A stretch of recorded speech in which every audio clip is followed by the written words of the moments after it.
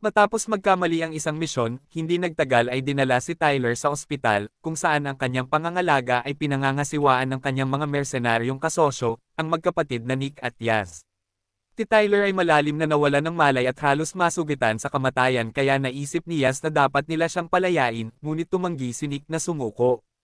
Maaaring siya ay buhay ngunit hindi pa rin magaling, kaya ngayon si Tyler ay kailangang dumaan sa malawak na pisikal na pagsasanay at therapy upang matulungan ang kanyang katawan at mabawi ang kanyang kalusugan. Bumalik kay Tyler, pinuntahan siya ng magkapatid upang dalhin siya sa Austria, kung saan naghanda sila ng isang lihim na cabin sa kagubatan kasama ang kanyang mga gamit at ang kanyang mahal na matandang aso. Ngayon ay maaari nang magretiro ng payapa si Tyler, ngunit bago umalis, binigyan siya ni Nick ng isang kahon na may ilang mga espesyal na alaala. Nagkasakit ang kanyang anak, at nagboluntaryo si Tyler na pumunta sa digmaan bago namatay ang bata, kaya hiniwalayan siya ng kanyang asawa dahil sa pag-abandona sa kanila sa pinakamasamang panahon. Samantala, ang kapatid ni Zurab na si David ay nanunood ng laban sa bilangguan, ngunit hindi niya ito ma-enjoy dahil nag-aalala siya sa kanyang bagong sentensya at sa mga kahihinatnan. Makalipas ang ilang sandali, muli niyang nakasama ang kanyang asawang si Ket Evan at ang kanilang mga anak na sina Sandro at Nina, na kasama niya sa bilangguan.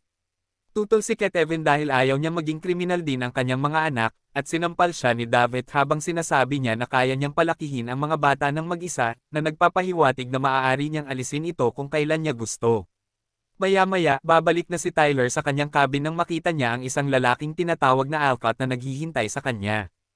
Hindi lang alam ng lalaking ito ang lokasyong ito, ngunit alam niya ang pagkakakilanlan ni Tyler at lahat ng tungkol sa kanyang mga trabaho. Si Tyler ay bumaril sa isang mob upang takutin siya, ngunit hindi man lang kumibo si Alcott at ipinahayag na mayroon silang mga boss na pareho. Nandito si Alcott na may bagong misyon, si Ket Evan pala ay kapatid ng dating asawa ni Tyler na si Mia, at dapat nilang iligtas siya at ang mga bata mula sa bilangguan. Sina David at Zurab ay kabilang sa isang napakadelikadong gang na tinatawag na Nagazi, at ang magkapatid ay walang awa dahil lumaki sila noong digmaang sibil sa kanilang sariling bansa, kaya't natuto silang maging mga hardcore na kriminal noong mga teenager. Pagkatapos, sinimulan ni Tyler ang pagsasanay ng husto upang maibalik ang kanyang katawan sa hugis, gamit ang mga klasikong diskarte sa pag-eehersisyo ngunit gumagalaw din ng mga bato at paghahagis ng mga palakol upang magputol ng kahoy. Kapag handa na si Tyler, siya at ang magkapatid ay naglalakbay sa kulungan sa Georgia, kung saan minarkahan ng isang gwardya na binayaran nila ang tamang paraan upang kumuha ng maliliit na guhit sa mga dingding at pinatay ang mga kamera. Naghihintay ang magkapatid sa labas habang papasok si Tyler, at ipinaalam sa kanya ng gwardya na naka-unlock ang gate 207 bago pinatay ang mga ilaw, binigyan siya ng 5 minuto upang kunin ang pamilya. Napakaingat at gamit ang isang ilaw upang hanapin ang mga maliliit na marka, si Tyler ay palihim na pumunta sa selda ng pamilya, kung saan siya inaasahan ni Ket Evan. Tinapakan ito ni Tyler para sirain ito, ngunit huli na ang lahat, nagising si David at nang makita niyang aalis ang kanyang pamilya, sumipol siya bilang senyales upang ang lahat ng mga bilanggo na tapat sa kanya ay lumabas para sa kaguluhan. Nakipag-away si Tyler sa ilang lalaki at napilitang barilin ang isa para tuluyang mapaatres sila, pagkatapos ay naglagay siya ng maliit na pampasabog para buksan ang pinto, na nagligtas sa kanila sa tamang oras bago subukang atakihin muli ng mga bilanggo. Nakahanap si Tyler ng underground corridor at lumapit sa isang chute sa kisame, kung saan itinulak nila ang mga bata na lumabas at makipagkita kay Nick. Gayunpaman bago makaakyat din sina Tyler at Ket Evan, nagpakita si David at inatake sila. Mabilis na natamba si Ket Evan ngunit nakipag-away si Tyler kay David, kung saan sinunog ni Tyler ang mukha ni David laban sa isang pawgan, nabali ang kanyang kamay, at sa wakas ay pinatay siya sa pamamagitan ng pagsaksak sa kanya. Sa sandaling iyon, isang grupo ng mga bilanggo ang lumitaw sa dulo ng koridor, kaya sinabi ni Tyler kay Nick na dalhin ang mga bata habang naghahanap siya ng isa pang labasan. Habang nagsisimulang mamatay ang mga lalaki sa buong lugar, lumabas din sina Ket Evan at Tyler sa bakuran, at nagpasyang lumaban sa kanilang paraan. Tauna ay nagawa ni Tyler na ilayo ang mga tao gamit ang kanyang sandata, ngunit kalaunan ay naubusan siya ng mga bala at kailangang makipaglaban sa kamay, na nagdulot sa kanya ng pinsala. Kailangang labanan ni Tyler ang maraming lalaki ng sabay-sabay para maalis sila sa kanya, at kapag naging sobra na ito, gamulong siya sa ibabaw niya para protektahan siya at naghagis ng granada. Sa kabutihang palad, mabilis itong naalis ni Tyler at sinundan sila, nakipaglaban sa ilang pulis at kinuha ang kanilang mga kalasag upang protektahan ang sarili mula sa bagong sunog.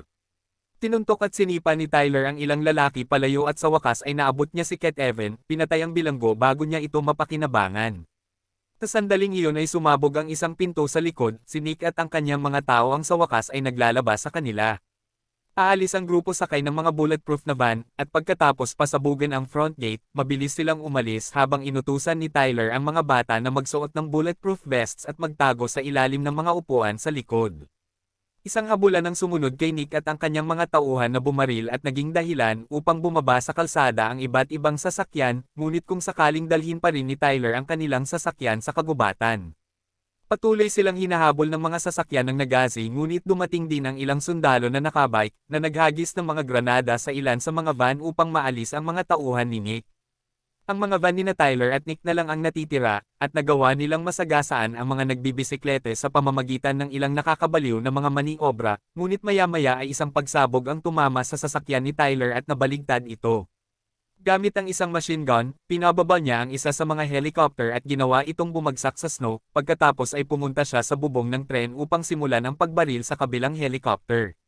Sa kasamaang palad sila ay bumaril pabalik at si Tyler ay kailangang magtago, kaya ang ilang mga lalaki ng Nagazi ay nagtagumpay na tumalon sa tren. Nakilala ni Nick ang tatlo sa mga lalaking ito at sinimulan silang labanan ng mahigpit gamit ang mga baril at kamay sa kamay na labanan, pinamamahalaang patayin silang lahat at itinapon ang isa papalabas ng tren, ngunit nasugatan din siya sa proseso. Ang isa pang grupo ng mga kalalakihan ng Nagazi ay humahabol sa pamilya, ngunit nakilala sila ni Tyler at nagsimulang makipaglaban din sa kanila. Isa-isang binaril ni Tyler ang bawat isang lalaki habang si Sandro ay pinapanood ang lahat ng kamatayang ito sa pagkabigla. Kinukuha ni Tyler ang isang machine gun mula sa mga patay na kaaway at bumalik sa bubong upang mabilis na mabaril ang helicopter na bumagsak sa snow at sumabog. Sa kasamaang palad, natuklasan ni Nick na nasira ang preno ng kaaway kaya nagmamadaling bumalik si Tyler sa pamilya at sinabihan silang kumapit ng mahigpit habang bumababa ang tren at bumagsak. Matapos niyang maalala ang lahat ng pinagdaanan nila at kung paano nila ipinagtanggol ang isa't isa laban sa pang-aabuso ng kanilang ama, nanumpa si Zurab na maghihiganti siya para dito. Bumalik sa grupo, lahat sila ay nakaligtas sa pag-crash at habang nagsisimula silang tumakas, patuloy na hinihiling ni Sandro ang kanyang ama. Nakipag-ugnayan siya sa ilang tao na magpapanggap ng mga bagong papel para sa kanila at iniiwan ang kanyang telepono sa isang mesa, kaya ninakaw ito ni Sandro. Pinamanipula ni Zurab ang bata at sinabi sa kanya na si Ket Evan ang kontrabida dito, na nag-udyok kay Sandro na sabihin sa kanya kung saan sila pupunta. Habang inaayos ng mga babae sina Nina at Yas ang kanilang susunod na ruta ng pagtakas, hinarap ni Sandro si Tyler. Tinabi niya na inilagay sila ni David sa bilangguan upang protektahan sila mula sa mga karibal na gang, at nang ituro ni Tyler na talagang gusto ni David na patayin si Ket Evan, ininsulto siya ni Sandro sa pamamagitan ng pagpapaalala sa kanya na si Tyler ay hindi naruroon para sa kanyang sariling anak. Samantala, tinipon ni Zurab ang isang grupo ng mga sundalo ng Nagazi at ipinaalala sa kanila ang kahalagahan ng pagprotekta sa pamilya, na naging dahilan upang ang lahat ng mga sundalo ay sumumpa sa paghihiganti sa kanilang buhay. Bumalik kay Tyler, nilapitan niya si Sandro sa balkonahe at sumang-ayon na naging masamang ama siya, ngunit mahigpit na ipinaglalaban ni Ket Evan ang kanyang mga anak, kaya dapat pahalagahan ni Sandro ang kanyang lakas o hayaang kainin siya ng mga kasinungalingan ni David. Agad na binalaan ni Tyler ang lahat na lumabas at natuklasan ni Ket Evan na si Sandro ay nagte-text kay Zurab upang makipagkita sa kanya mamaya. Tinabi ni Sandro na ang Nagazi ang kanyang pamilya, ngunit bago sila makapagtalo, pinaputukan ng helicopter ang silid na sinisira ang bawat bintana. Tinundan siya ni Yas habang umaalis ang grupo ni Tyler sa van, ngunit nahanap nila ang daan na hinarangan ng Nagazi, na nagpaputok sa kanila at pinilit silang umatras. Parehong sinubukan ng mga lalaki na kumbansihin si Sandro na pumili, ngunit sa sandaling iyon ay nagpakita si Nick sa isa pang sasakyan at binaril ito ng Nagazi gamit ang isang rocket launcher, at sinamantala ni Zurab ang pagsabog upang kunin si Sandro at isakay siya sa kanyang sasakyan. Pinaril niya ang isang grupo ng mga ito at nakipagkamay sa huli, tinutulak siya laban sa isang kotse upang patayin siya gamit ang isang granada. Pinaril ni Nick at Yas ang ilang mga sundalo sa labas bago sumakay ng elevator patungo sa bubong habang dinadala ni Tyler sina Ket Evan at Nina sakay ng isang van, ngunit bahagya siyang nakakapagmaneho bago siya matabyunan ng mga pag-atake ng kaaway. Napatay ni Tyler ang ilan pang mga lalaki hanggang sa magkaroon siya ng opening, pagkatapos ay sinimulan niyang dalhin ang pamilya sa paglalakad, pinamamahalaang bumalik sa hotel at sumakay sa elevator bago sila atakihin ni Zurab. Samantala sa isang lihim na kotse, nag-aalala si Sandro tungkol sa kanyang ina, at sinabi sa kanya ni Avtindel na kung gusto niyang mabuhay siya ay hindi siya dapat tumawag.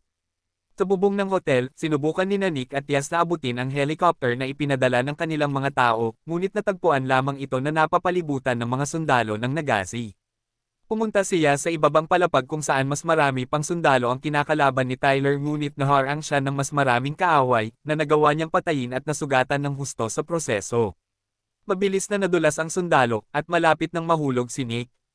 Napansin ito ni Tyler at pagkatapos patayin ang huling sundalo, tumalon siya sa bintana at hinawakan si Nick sa tamang oras, ngunit ngayon ay pareho silang nakabitin sa gilid.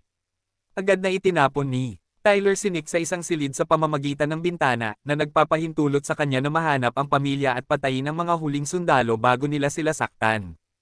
Nagkita silang muli ni Yas at nagsimulang pumunta sa bubong habang sina Tyler at Zurab ay umakyat, nagsimula ng isa pang kamay sa kamay na labanan. Maraming putok at suntok ang napalitan, ngunit nang ilabas ni Tyler ang kanyang kutsilyo upang tapusin ito, nabasag ang salamin at nahulog si Zurab sa silid sa ilalim. Si Zurab ay nagpakita at binaril si Yas, ngunit kailangan niyang magtago kapag sinubukan ni Tyler na bumaril pabalik. Sumakay ang lahat at lumipad ang helicopter habang sinusubukan ni Tyler na asikasuhin ang mga pinsala ni Yas, ngunit sa kasamaang palad ay namatay pa rin siya. Nililinas ni Nick ang katawan ni Yas habang nagdadalamati ito sa kanya, at inaalagaan ni Tyler ang sarili niyang mga pinsala. Samantala, sinubukan ni Avtindel na kausapin si Zurab, sinusubukang ituro kung ilang sundalo ang natatalo nila dahil lamang sa isang babae. Hindi pinapansin ang mga protesta ni Nick, itinaas ni Tyler ang kanyang sarili at dumiretso sa airport, kung saan siya palihim na bumaril sa ilang mga gwardya at pagkatapos ay pinasabog ang eroplano ni Zurab. Nagkaroon ng malubhang sugat sa tiyan si Tyler ngunit sinusundan pa rin niya ang daan patungo sa simbahan, kung saan nagtatago si Zurab kasama ang bata. Gayunpaman, ito ay isang bitag, nag-attach si Zurab ng isang grupo ng mga bomba kay Sandro at nasa kamay niya ang kontrol, na pinipigilan si Tyler sa pagbaril. Pinilit ni Zurab si Sandro na kunin ang baril ni Tyler at patayin siya para ipaghiganti ang kanyang ama, gayunpaman, nag-freeze si Sandro sa pagkakasala at takot. Ibinagsak ni Tyler si Zurab at nagsimula ang isang malupit na labanan kung saan ginagamit nila ang anumang bagay na makikita nila sa paligid ng simbahan upang magtama sa isa't isa. Kahit papaano ay hindi pa rin umiimik si Zurab tungkol sa paghihiganti, at sa wakas ay inabot ni Tyler ang isang baril para barilin siya sa ulo. Pagkatapos ay nagmamadali si Tyler upang tingnan si Nick, ngunit sa sandaling iyon ay dumating ang Austrian police at inaresto silang lahat. Tinabi rin ni Mia kay Tyler na ang huling larawan ng kanilang anak sa kanya ay hindi tungkol sa pag-iwan sa kanila ni Tyler kundi sa kanyang ama na pupunta sa digmaan upang iligtas ang mundo, na nagpapahayag na ang kanyang anak ay gustong maging kasing tapang niya. At doon na nagtatapos ang kwento. Sana ay nagustuhan nyo, at kung gusto nyo ng mga ganito klase ng content, subscribe na at i-ring nyo na din ang notification bell para ma-update kayo sa mga susunod pa na storya ni Potato Recaps. Thank you guys for watching.